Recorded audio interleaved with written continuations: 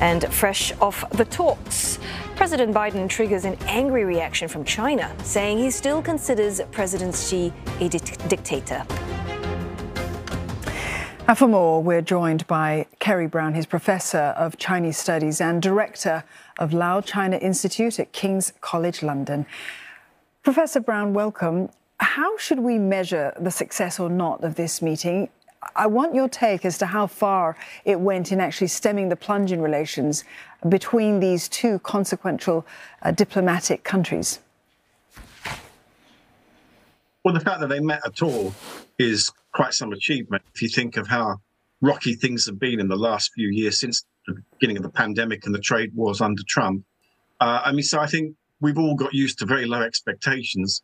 The fact that this meeting went on for a number of hours, that it was relatively cordial, and that there were some outcomes, like military-to-military talks, for instance, more cooperation on environment, these kind of things. Well, in a time of famine, which I think we are with US-China relations, every little is good. As long as you're inching forward rather than making great strides backwards, I think from that benchmark, though it's not a particularly ambitious one, this was an okay outcome. Professor Brown, you've described that the talks were, in a sense, cordial, but in a press conference not much later after those 4-hour talks, President Biden again reiterated his stance that he believes President Xi Jinping is a dictator. He described him in that way to the press, but still said the talks were productive. What do you read into that? Well, it makes me remember when Mao Zedong and Richard Nixon were talking to each other half a century ago. And Mao said to Nixon in private, look, in our domestic presses, we're both going to be beating up on each other. But in fact, in our private conversations, things have been fine. Biden is talking, obviously, to the American public when he made that press conference. And so he has kind of made it clear that he's, a strong leader who's facing down this competitor.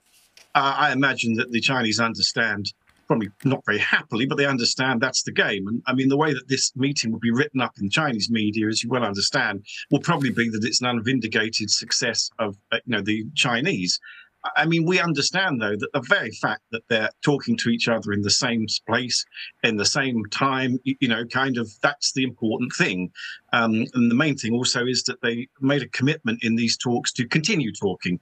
And that's really what we have to hope that we'll see quite soon going forward. Well, that's right. The fact that they can actually pick up the phone and speak to each other, as President Biden said, that's an important part of the outcome of this summit. Those talks, of course, militarily had been cut off since 2020. How worrisome had that been, though? And what kind of cooperation does this open the door to between these two superpowers now? Well, it's not great if the world's largest and second largest military are not actually in dialogue with each other. That's like two wrestlers who are blind trying to lash out at each other. It's better that they see each other, they can engage, there are rules that they're engaging with. And so some kind of dialogue is important. On the issue of Taiwan, Xi Jinping cannot but say what he said at this meeting in San Francisco. He's got to say that there's got to be a unification. It's extremely important. It's a national mission. But that's rhetoric. What we have to focus on is actual actions. We have to understand that, the next year for China-US relations is not going to be easy. There's a major presidential election in Taiwan in January where one of the candidates may well be quite difficult for China to deal with, Lau China of the DPP. There's also going to be an American election in November, exactly a year's time. That's also going to be very challenging because every outcome of that is going to be tough for China. Maybe return of Trump will be the toughest of all. So this is not going to be an easy time. And it's really critical at the moment that militarily, politically, across the board, they're talking to each other because there's going to be a lot of changes in the next year. Right. You've described there two very big and immediate tests that China and the United States face, the Taiwan election as well as the forthcoming US presidential election in November next year. Do you think that Taiwan still will remain the most potentially dangerous issue between these two countries, and that, it's important regionally as well to send out a specific message of stability, especially at this time of multiple crises around the world? Indeed. Russia, Ukraine, Israel-Gaza, I mean, these are horrible and tragic conflicts, but between China and Taiwan, I mean, this will pitch the United States directly against China because the United States has an agreement with Taiwan, the Taiwan Relations Act, which is a soft agreement, but it's a significant agreement.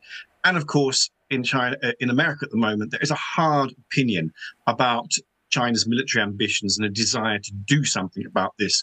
I mean, the former Secretary of State, Mike Pompeo, even recognized, kind of that Taiwan should be an independent country. So this is a very, very frenetic issue.